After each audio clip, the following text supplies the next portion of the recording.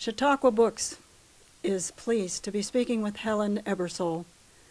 She's a longtime resident of this community, a contributor and friend of all the historical centers and the historic societies in this region. She's also the author of many books about Chautauqua County, the history of, first of all, the trolleys in Jamestown and Chautauqua Lake, the Chautauqua Lake hotels, and a book on the impressive record of the Jamestown Journal, 1826 to 1941. Helen Ebersole has also written a book about Robert H. Jackson, longtime resident of Jamestown, Associate Justice on the United States Supreme Court, and Chief United States Prosecutor at the Nuremberg trials following World War II. We are going to discuss her first book. It's called Electricity and Politics, Jamestown, 1891 to 1931. The subject of this book is both timely and important, as we have a present situation that is greatly concerned with energy, with electricity. The story of electricity in Jamestown is one that we can relate to today. We are concerned about who controls electricity and energy, how it is produced, and at what cost.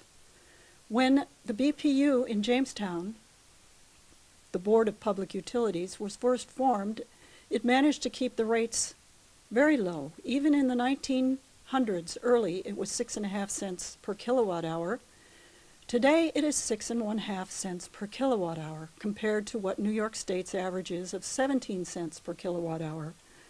The Board of Public Utilities, also known as the Samuel Carlson Electric Generating Station, is the oldest and the most successful municipal power in New York State. It is also one of the largest of the 47. It is actually the largest of the 47 municipal power companies in New York State. We would like to talk to Helen today, Helen Ebersole, about her book, Electricity and Politics, Jamestown, 1891 to 1931. She can very well tell us what life was like in Jamestown.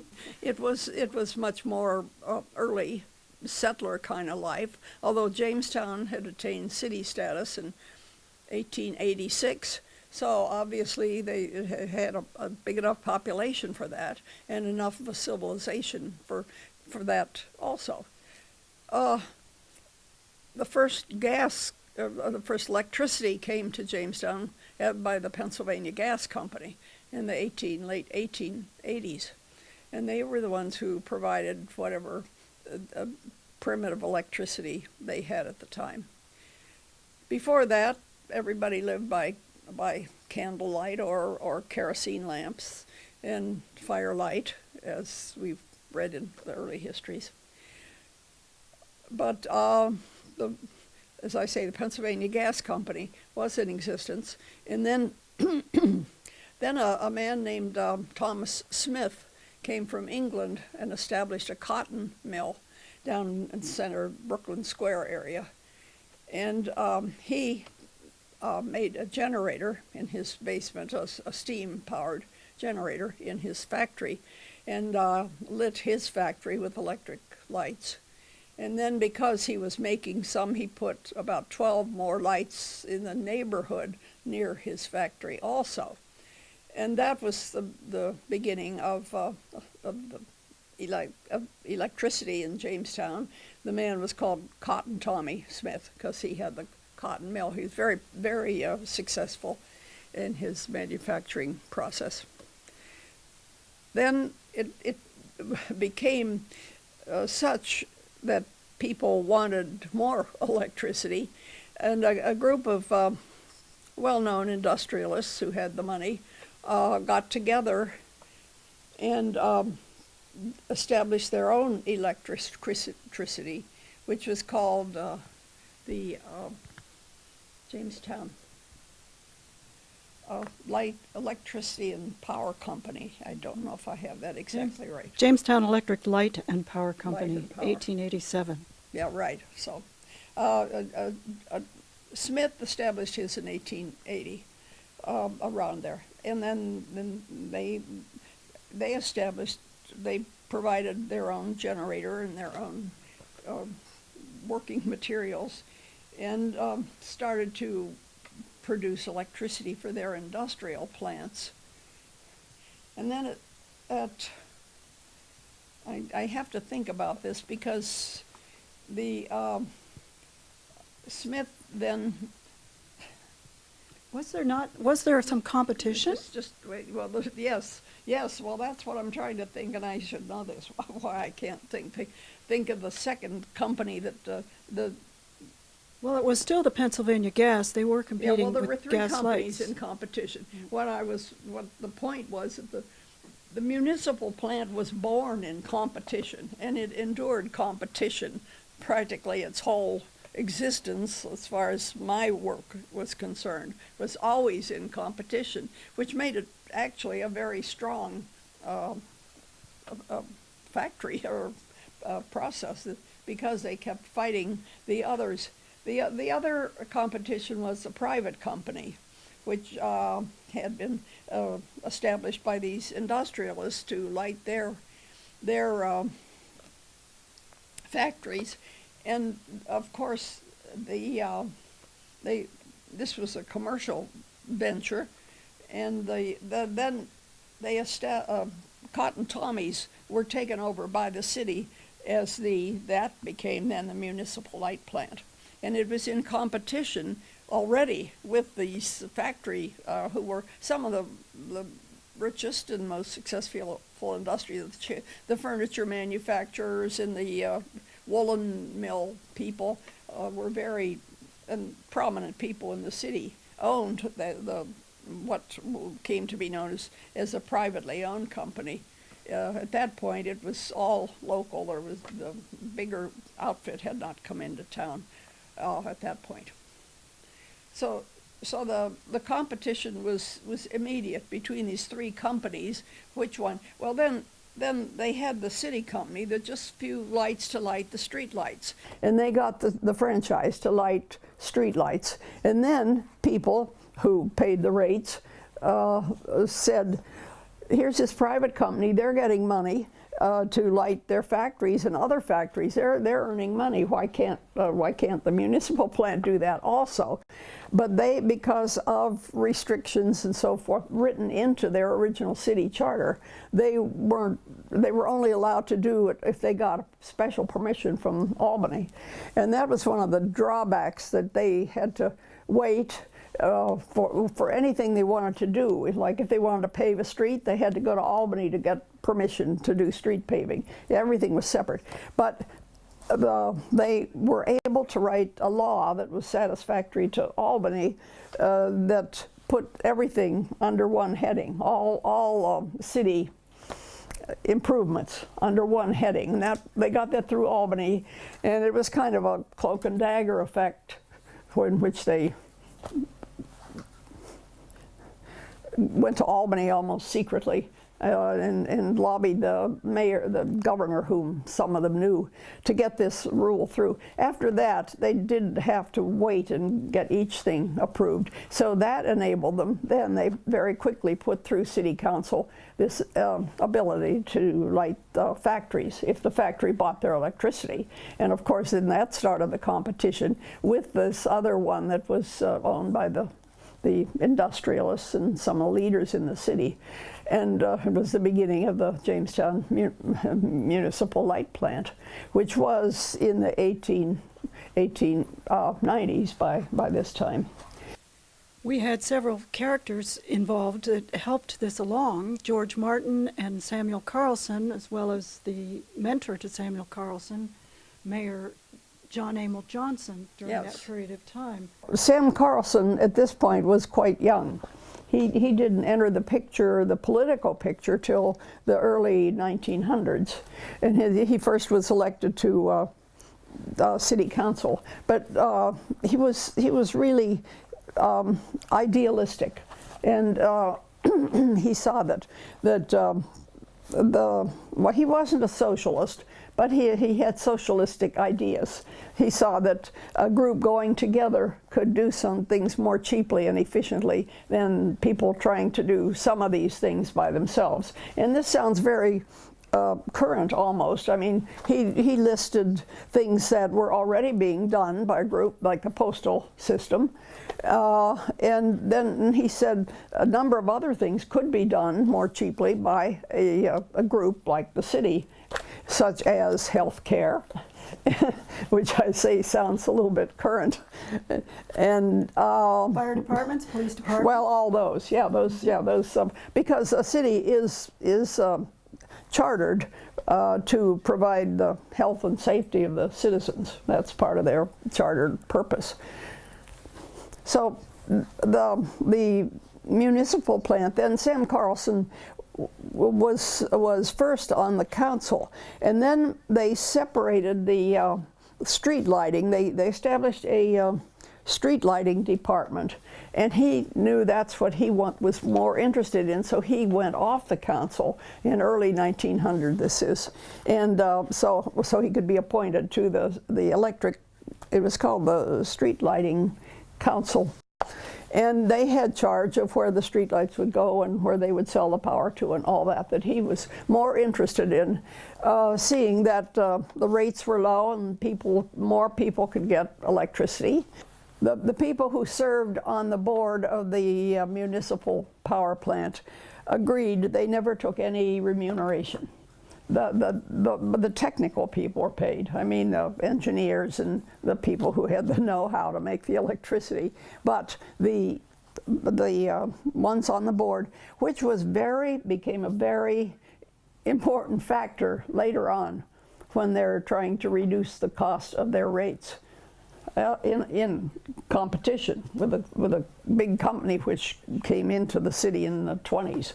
It was called the Niagara, Lockport and Ontario Company, and they of course had to pay their board members, and they had big expenses, and that's one of the reasons that the municipal plant could keep rates low, which was the part of the real active competition between the two companies. But they did. I think the city also paid for things that were not written into the municipal board's budget, and this became a point in the final trial that they had, that they brought this out, but it didn't make any difference to the three-man judge panel that the city, well, I mean, the buildings were on city land, but they didn't pay taxes, whereas the industrial people, the private people, had to pay tax to the city. And there were a lot of things that, if you looked at it objectively, the city kind of took advantage of the other company. At least that's what it seemed to me as I read the book and the records and so forth.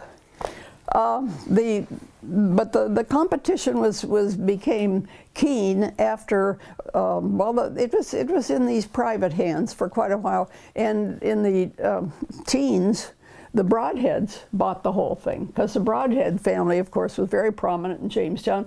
Of course, the first Broadhead had the furniture. What's his name? William Broadhead is one who came from England. And then his two sons, Almut and Sheldon or Selden, I'm never quite sure which is it. So the Broadheads bought the private company? Yes, they bought the private company because they owned the whole transportation system around the lake. They own, and in the city, they owned the streetcar system, and they owned the two railroad lines, the Chautauqua Traction and the Chautauqua Lake Railroad on the other side of the lake, and they owned the steamboats also. So, and they had need for a good bit of electricity. So in let's see, 1913 they electrified all their lines, and they bought out. But in actually it was in like maybe 1909, somewhere around in there, that the Broadheads bought the whole private company. They had been stockholders in the private company, and then they bought the whole company and owned it from then on. And as I say, but they weren't a threat because they had a need of so much electricity for all their endeavors that they didn't. They paid the rates. They kept with the municipal plant, but they didn't make any problem. It was the 1920s the competition really began after the First World War, and then there was a lot more call for electric appliances. People began to, not only lights, but they would get sweepers and washers and all sorts of electric motors were made then at that time. And so that was what caused the real competition between the two, the private company and the municipal company. But that was primarily the Niagara company that did some tactics. Well, they resorted both to a number of. Well, tactics. they did, but I think they both did. Among which if a new house was built, sometimes they would keep an eye on it, and if that people hadn't hooked up with one company or the other, their agent would quickly go in and put their stamp on it or their license that this house will be lit by whichever company, and there were, I think both of them sort of indulged in those dirty tricks. Or they would go to the village hall and ask for the license and say, I represent this house and so forth, without the owner's permission. And sometimes there was just too much trouble to change, and the owner just left it the way it was. Then there was this problem of ornamental lighting came up. Who was going to pay for that? Now, ornamental lighting is when you take down all the lights that hang down in the middle of the streets and bury the wires and everything underground. And that was in the early 20s. That argument went on for quite a while. The municipal plant said they would do any street if a majority of the residents of the street voted to have the ornamental lighting installed. But then everybody in the street would have to pay for it, even if you didn't vote to have it. But it took a while to get this established, and so then the private company came along and said that they would, well, they asked the municipal company if they couldn't share, like, we'll put up the poles if you put up the wires, and sort of work together on it. But of course the municipal company would have none of this. They would not. In fact, they paid hardly any attention to the proposal, because at that time they were well ahead in their surpluses, and they were lowering the fee, like 4.5 cents, and then 4.5, or 4.5, and then 4, which the private company, with its paying the taxes and paying all the expenses, they just couldn't take care of that. They couldn't meet it at all, and so that is what finally led in the end in 1931 to when they finally.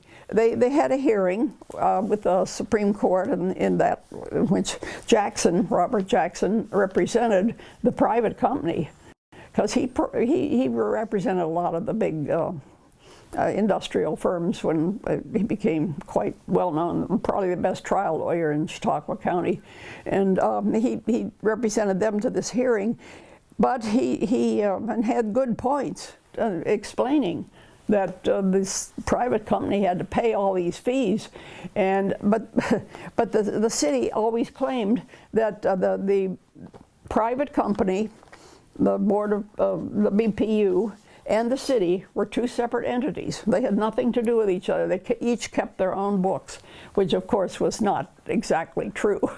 But they said the only things they paid were things directly related to the running of the power company. That would be on their books, and that's what they figured their fees, their rate fees on. And of course, they were always lower And so they had this trial. It was a hearing before 3 judges, and the counsel for the city was Rogerson, very prominent lawyer in the city. But the 3 judges came back and said, what you need to do is just have, right, it was kind of a cop-out, it seems. They said, just, you need to just write down all your expenses and do a whole thorough search of both of the company's expenses. But at that point, the private company realized that they weren't getting nowhere if they would demand another trial, which they doubt that they could get another hearing. So they, at that point, began to talk about selling the company in 1931. And that's where I end. The city itself ignored that for a long time because it came up a little earlier. And why did they did they want them, I mean, well, you would think that they would accept offers. Well, I don't know. They were very independent, and I think they attribute this to the fact that they were all Swedes, but there were others also. But they were so proud of their company, and I don't think they wanted to deal in any financial way with this other company, or they were maybe suspicious that the company would be doing them out of some monies that they didn't realize some way. I don't know, but they did. They just ignored the company, the other company, pretty much. The city, the city, yeah, ignored the private company, and which sounded like they would wanted to, as you say, in earlier times, and here again, they would have wanted to work some way. But the company was the municipal plant was very suspicious. They said no, and the people in charge, Franco Anderson, was the man who was the head of the board of the BPU first, and then Carl Peterson. Very good businessmen, owned companies and so forth. And so they both just wanted to keep the company the way it was. They didn't want to mess with buying or selling, or they were just, but they knew they were, and they kept building up these surpluses. As a matter of fact, they helped pay off some of the city bonds when they were buying, was it the General Hospital? What's it? It had something to do with the Jones Hill, the hospital. Yeah, they paid them off. Mm-hmm. They also, I didn't say this when it came up in the 20s. The point was to get more and more customers. As we say, they tried to steal the business of hooking houses up, but they also needed new customers. I mean, also needed to attract a lot more people, as well as these other tricks that they went through. And the president of the company, even was, because they had enveloped many other private little companies already in the state. Mm-hmm.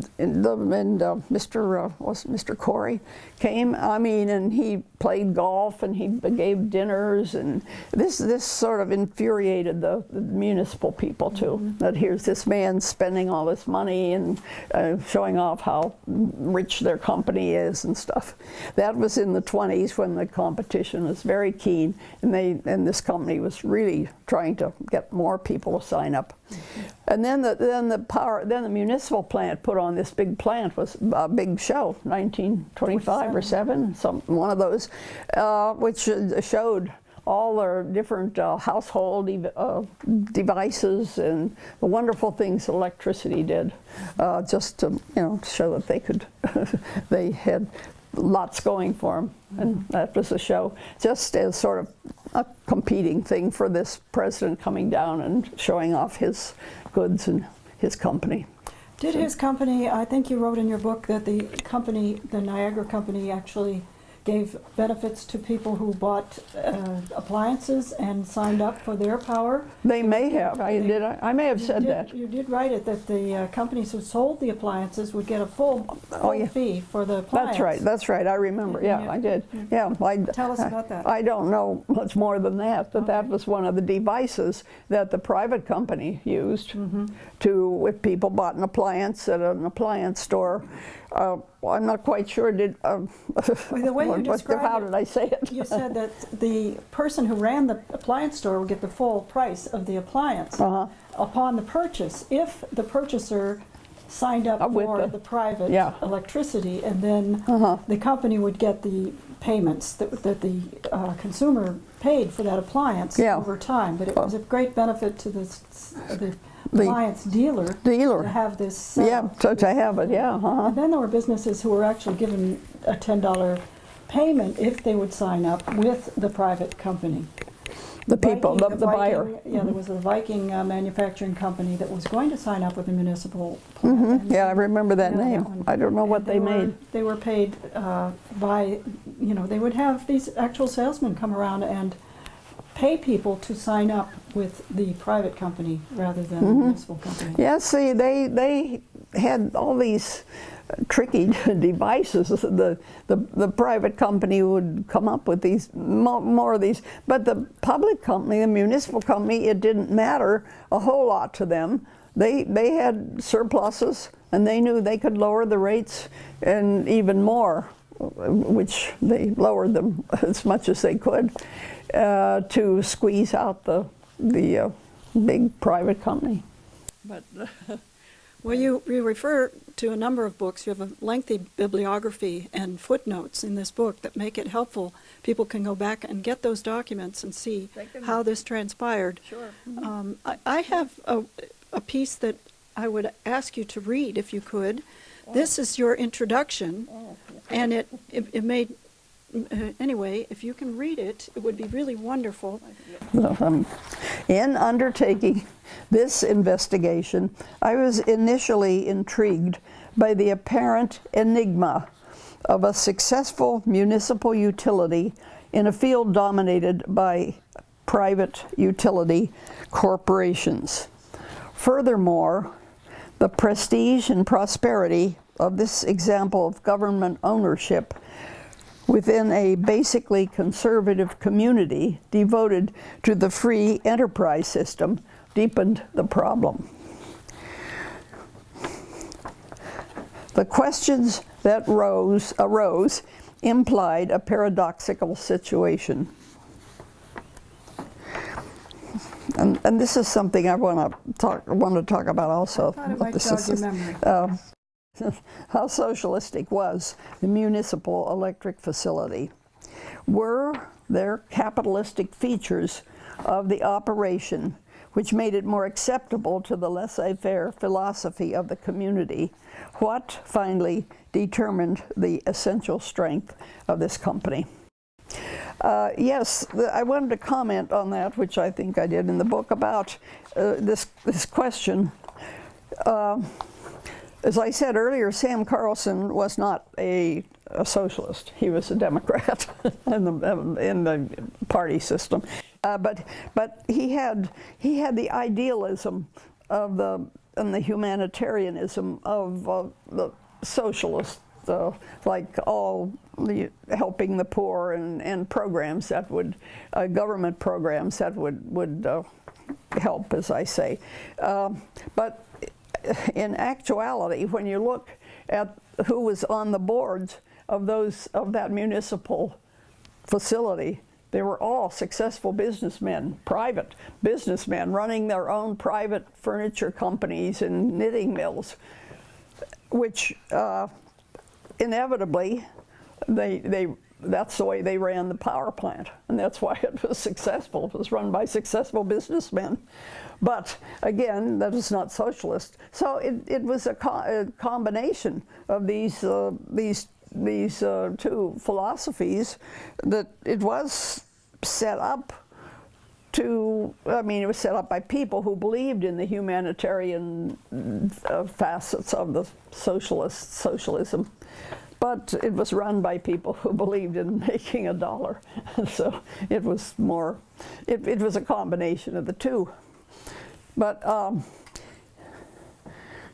it was an interesting, also I think, I make this point in the book, that it was a confluence at the time in history of people becoming more humanitarian and these idealistic thoughts to help people and make government programs to help people or make things cheaper that everybody could have a decent home and all the or not appliances, but all the things that they could use without going hungry or living in poverty. And yet it was the same time that all these robber barons were just, you know, building these big corporations and railroads. And this was an interesting sort of confluence of two things. The same way this municipal program was run on started on basic socialistic principles and then was run on just pure, not pure greed, but capitalism. Capitalism, yes. So that was a point that I did make in the book that I read about, and I think somebody like Sam Carlson certainly exemplified that pretty well, I think. So, since you elaborated on it, I'm going to give you another one that's in your conclusion, and it's just what you're saying, only a little more so. Oh, good. Probably better than what I'm saying now. Okay, let me see. Samuel Carlson, as spokesman for the municipal electric company, may have been responsible for setting this tone. He saw the struggle as the one between small,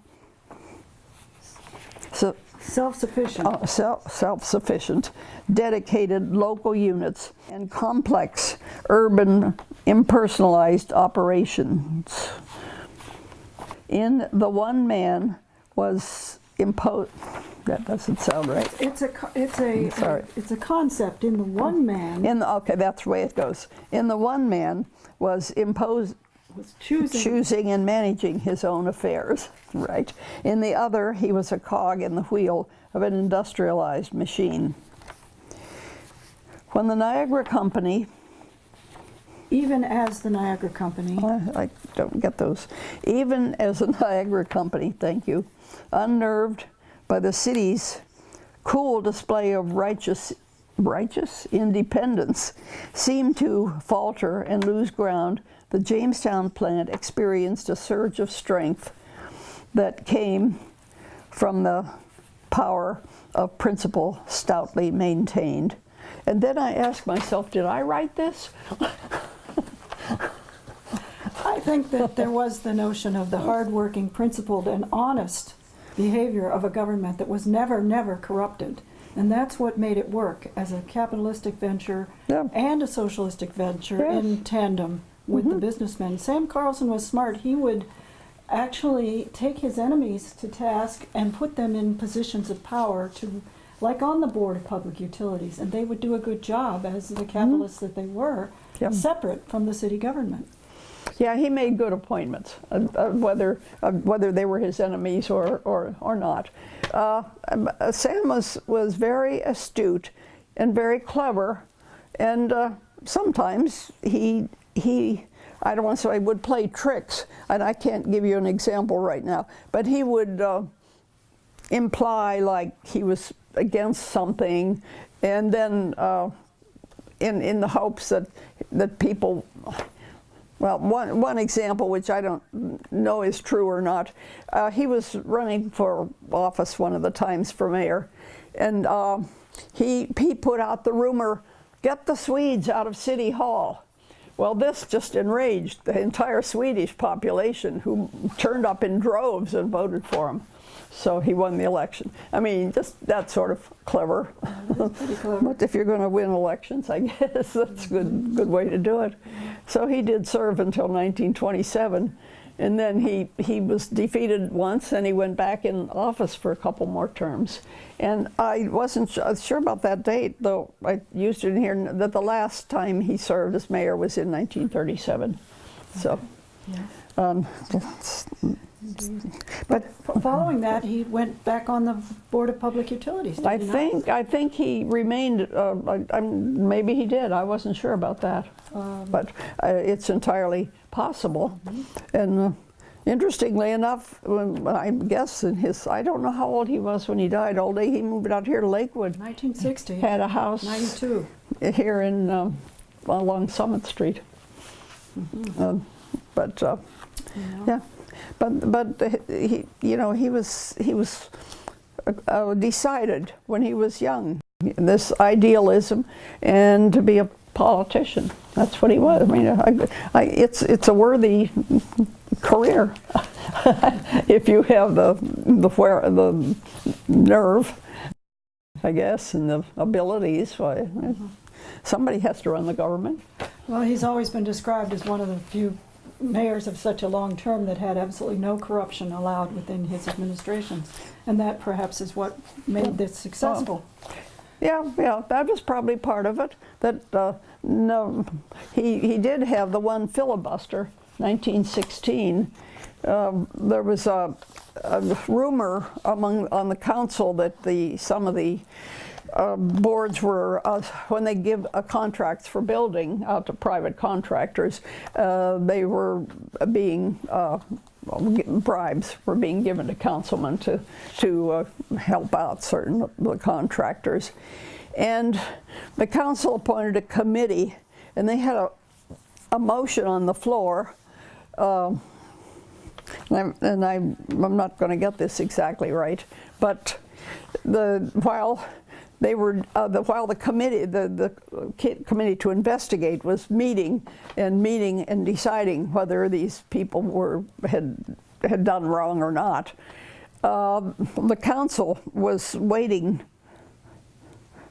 to vote on whatever the committee recommended. Then the council had to vote on whether to expose these people or to say there was no wrongdoing and so forth. And in order to keep the council from voting, Carlson started the beginning and read the whole city charter, and then started the beginning. And once the mayor has the floor, nobody can leave. So, went on for an afternoon, evening, while this committee debated whether there had been any wrongdoing or not. And then they took a vote that there hadn't been any. So then Carlson, that was the only filibuster that I think they've ever had in the council. Mm-hmm. But I really feel that somebody should write a very thorough biography of Sam Carlson. Are you ready? Not me. You're not ready to do that? Well, it would be interesting. Go down Village High, and I suppose they have all the old council minutes, those things. But that would be a good bit of research. It would take a while to research all the various motions and things that he helped to pass in the years he was mayor. But I think somebody ought to do it.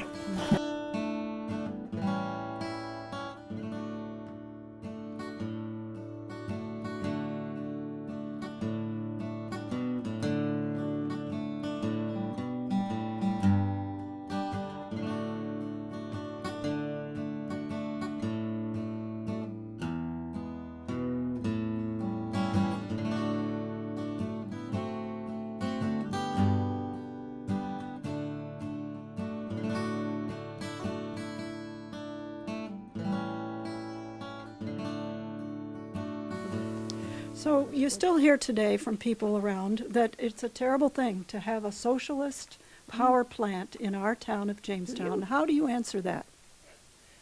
Nobody ever said that to me, but except you.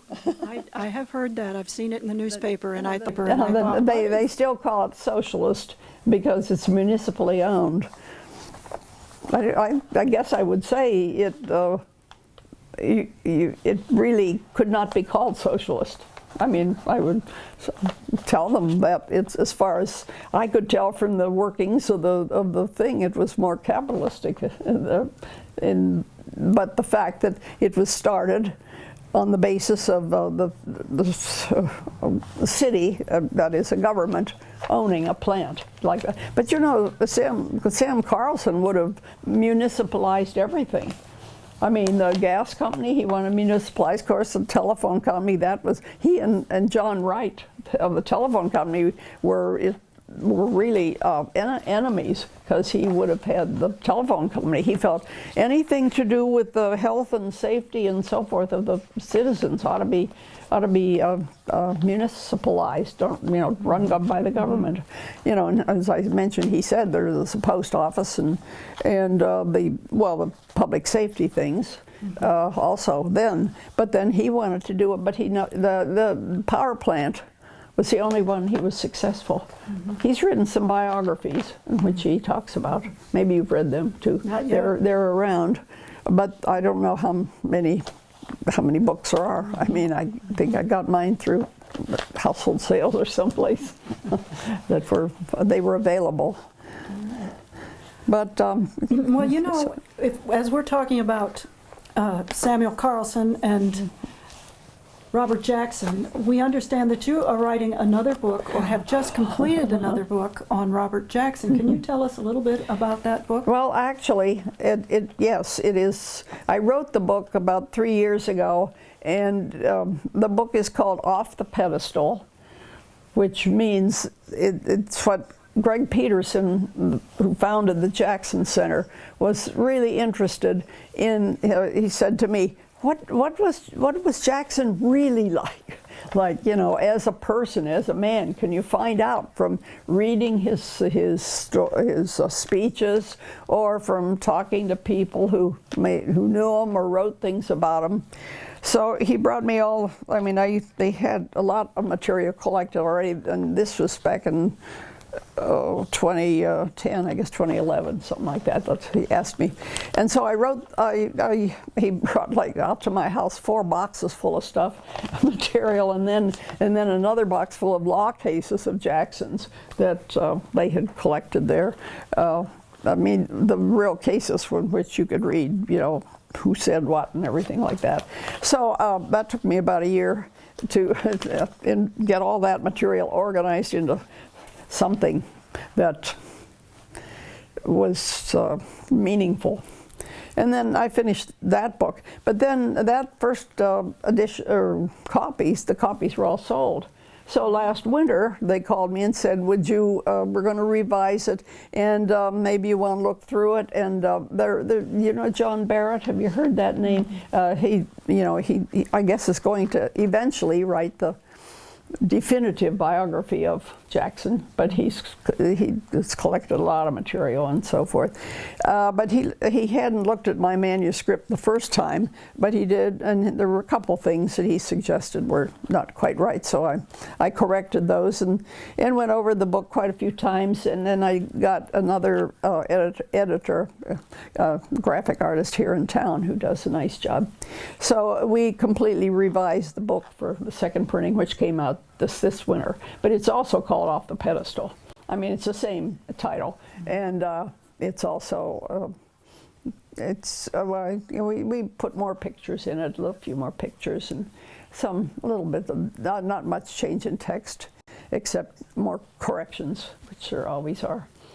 Did it still deal with the period 1909 to 1934? It's exactly the same. Of the years that Jackson spent in Jamestown as a lawyer, when he first came from Frewsburg to go to high school in 1910, 11, there, and until he left for Washington in 31. Did I say 31, 32? Mm-hmm. But he thought he could come back and practice law a couple days a week, because he really hated to leave Chautauqua County. It was a hard decision for him.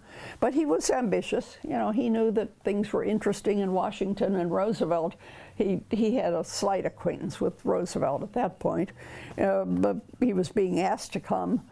And the last chapter in my book, he said, all the chapters in that book are quotes from Jackson, but the last one I was seduced. He said, by the glitter and glamour of Washington. I mean, and he was a good lawyer, and he could do the work. I mean, he realized it would be interesting for him too. But he always called himself a country lawyer. That's no matter where he spoke in big, important places, he always said, "Well, I'm just a country lawyer." you know. But he was a talented man. Tell us about the title, Off the Pedestal. Well, if you've been to the Jackson Center, you know that there is a statue of Jackson. Okay. Very, very dressed up, and you know, not well, you know, the suit and everything, tie and dressed up, not formally dressed, but you know, dressed up. And this is a story that Greg wanted of somebody who'd walk down the street and say, "Hi, Bob, how are you?" kind of thing. Mm-hmm. And that's where I got the idea that to take him off the pedestal, okay, put him on the streets of Jamestown. So that was it. Good. But in between times, and I wrote a book about the Bust-I Mill. You did? About the, you know, the restoration. Back in '59, it was falling apart. I don't know if you're familiar with the Bust-I Mill, mm-hmm, down Bust-I there. And it was an interesting story that these 3 4-H girls, just teenagers, took that as a project to restore the mill into an operating mill. Mm. But of course then they got their parents involved, and they really worked at it. That was '59, and they worked on it really hard for about 3 or 4 years. They started to have the festivals, you know, like the Apple Festival they have. But one year they had like 5 festivals. I mean, you know, the Easter Festival and 4th of July Festival, a lot of work for those poor women who do most of the work. But then they cut them out. But that's their main source of income. Mm-hmm. And the people, well, on the board of the Bust-I Society, then the Bust-I Historical Society was founded to kind of shore up this effort. That's when it was started. And they said a couple of years ago, you know, we want a story of how we restored the mill, how the mill came to be. Not the whole story of the mill back to whenever it was built, 1839, I think. And so that's a sort of an interesting book. I had to learn all about how a mill works, which I knew not. I didn't, fortunately, learn how a power plant works. I didn't have to. I decided that's why it's politics. Okay. So, Helen Ebersole, how old are you? Oh, do I have to say? Oh, you don't have to say. No, well, did say I you've won't. Been a 50-year I was born in 1923. Okay. You can do the figures. Okay, so. Great. Did you know Mayor Carlson? No. He was still alive, I think. When he died in... When? 1960 or 1. Oh, I guess he had just died. We came from Cleveland. We came in '63. Okay. So no, I guess I never met him. He had a half brother who ran his campaigns for him. Yes. In the saga. What was it? In the saga. And, I'd have to look it up. Yeah, well, and that man's twin daughters I knew. They lived in Jamestown, and I knew both of them. They're both gone now. But his half brother was also in politics and ran the campaign and was head of the county Democratic committee and such like. Right. Something Lewis, is it something C. Lewis Carl? I can't. And I've met him, and I interviewed him for my book about about Sam. But a lot of good things could be written about Sam Carlson. Of course, Joni Blackman, the director of the Fenton History Society, is always looking for somebody to write a biography of Reuben Fenton. Oh. Which Are you ready? No.